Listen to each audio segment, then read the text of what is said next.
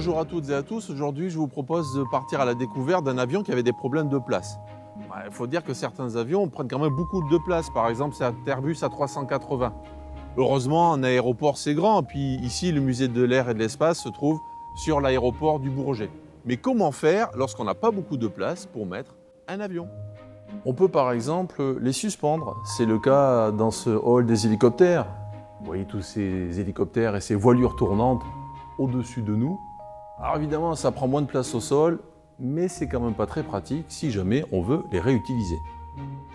Mais un avion, on peut le mettre sur un pylône, comme ce Breguet 14 de la Première Guerre mondiale. Bon, c'est pas forcément l'idéal si on veut réutiliser l'avion.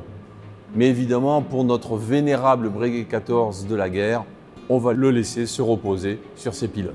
On peut aussi ne garder qu'une partie de l'avion, comme ce cockpit de Fouga Magister. Évidemment, ça prend beaucoup moins de place. Mais il va voler beaucoup moins bien, forcément.